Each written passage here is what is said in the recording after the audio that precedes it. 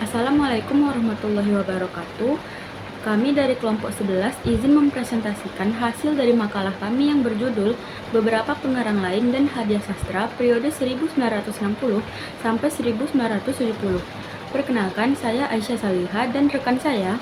Saya Alvina Damayanti. Saya Marisa Dewanda. Baiklah, materi yang pertama akan dijelaskan oleh saya sendiri.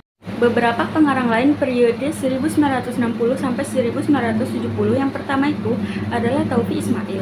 Taufiq Ismail merupakan sosok sastrawan yang sudah dikenal banyak orang sebagai tokoh sastrawan angkatan 66. Ia dilahirkan di Bukit Tinggi pada tanggal 25 Juni 1935. Taufiq Ismail adalah seorang penyair yang seringkali menulis tentang pergolakan politik dan sosial.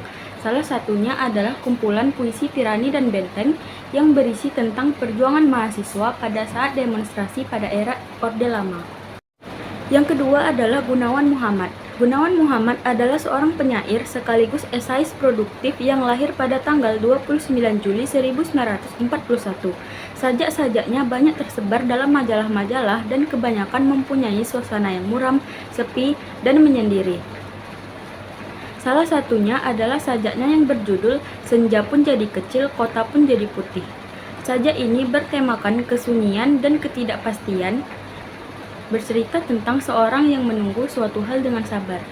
Yang ketiga adalah W.S. Rendra. W.S. Rendra merupakan seorang penyair yang lahir pada tanggal 7 November 1935. W.S. Rendra sudah menulis puisi, cerpen, dan esai sastra. Dia pernah berkuliah di Universitas Gadjah Mada, dan dari perguruan tinggi inilah Rendra mendapatkan gelar doktor honoris causa. Rendra seringkali menulis sajak berupa epik bernuansa romantis dan balada, berlainan dengan umumnya sajak-sajak pada masa 1950-an yang kebanyakan berbentuk lirik. Salah satunya adalah puisi gerilya yang bertemakan ironi kepahlawanan yang bercerita tentang seorang pahlawan yang tewas di jalanan medan perperangan. Baik, saya Marisa Dewanda akan melanjutkan penjelasan mengenai beberapa pengarang lain angkatan 66. Yang kemudian itu ada Adjie Rosidi.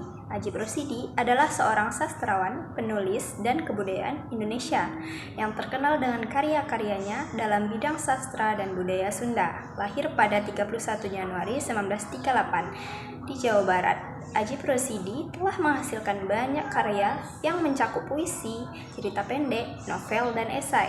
Ia juga dikenal sebagai editor dan penerbit yang berperan penting dalam pengembangan sastra Indonesia. Adjie Rosidi memulai karirnya di dunia sastra sejak muda dan telah berkontribusi dalam mendirikan berbagai majalah sastra serta organisasi budaya.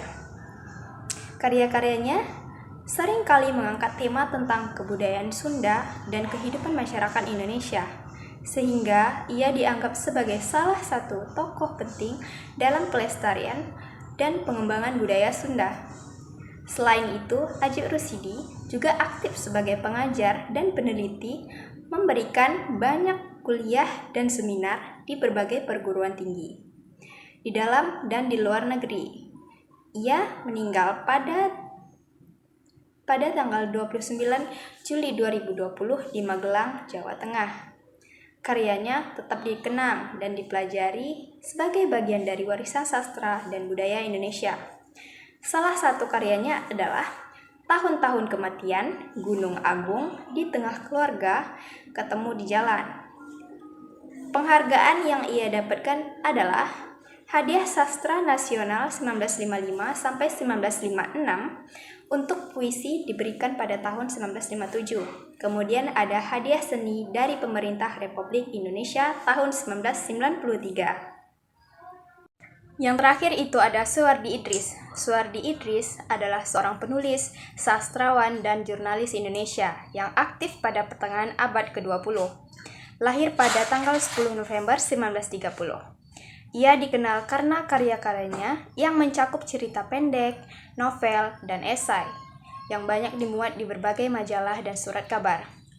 Meskipun tidak sepopuler beberapa sastrawan lain dari zamannya, Suwardi Idris memiliki kontribusi penting dalam perkembangan sastra Indonesia, khususnya dalam genre cerita pendek.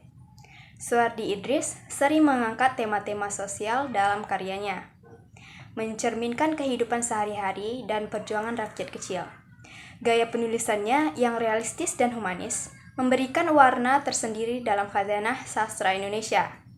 Sayangnya, informasi rinci mengenai kehidupan pribadinya dan karya-karyanya tidak sebanyak sastrawan lainnya, sehingga ia kurang dikenal oleh generasi masa kini. Selanjutnya, hadiah sastra. Hadiah sastra yang pertama adalah Hadiah Badan Musyawarah Kebudayaan Nasional. Hadiah Badan Musyawarah Kebudayaan Nasional dibentuk oleh Konferensi Kebudayaan Indonesia di Jakarta tahun 1950 sebagai LKI. Sejak kongresnya di Bandung tahun 1951, namanya diubah menjadi BMKN. Kongres selanjutnya diadakan di Solo 1954 dan Bandung 1960. Yang kedua ada Majalah Kisah 1953. Majalah Kisah yang terbitkan pada tahun 1953 ini merupakan salah satu publikasi penting dalam sejarah sastra Indonesia. Nah, majalah ini dikenal sebagai salah satu wadah bagi para penulis dan sastrawan Indonesia untuk mengekspresiasikan ide karya sastra mereka pada masa itu.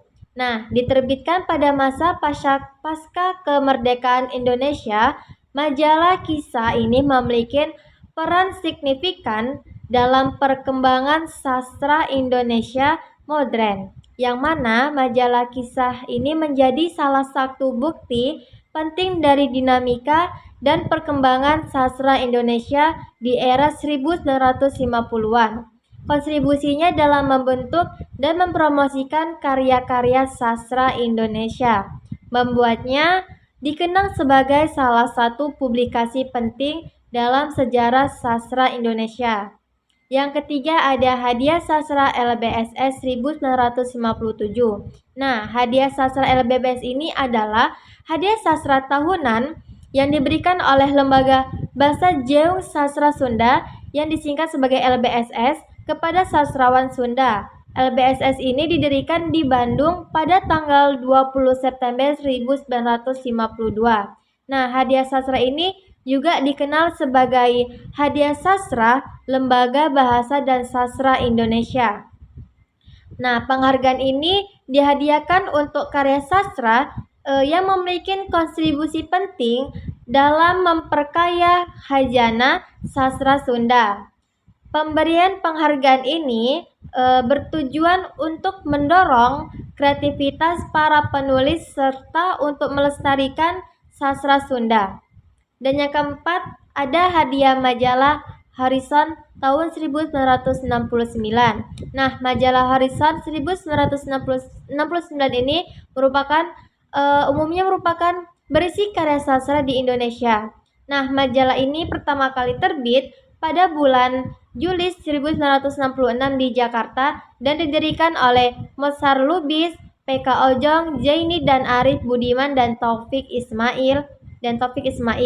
Nah, hadiah Horizon ini pertama kali diberikan pada tahun 1969 untuk karya-karya sastra terbaik yang telah dimuat dalam Horizon tahun 1966, 1967 dan 1968 sebesar 5 juta. Yang kelima ada hadiah Yamin. Nah, hadiah ini merupakan sastra yang diberikan oleh Yayasan Yasmin kepada para pengarang. Pemberian hadiah itu dilakukan oleh suatu panitia yang dipimpin oleh Dr. Khairul Soleh untuk memberikan penghargaan kepada orang Indonesia yang mana berjaya di tahun 1963. Yayasan ini berkedudukan di Jakarta serta hanya memberikan hadiah pada tahun 1964 saja. Sekian penjelasan dari kelompok 11. Kurang lebihnya kami mohon maaf. Wassalamualaikum warahmatullahi wabarakatuh.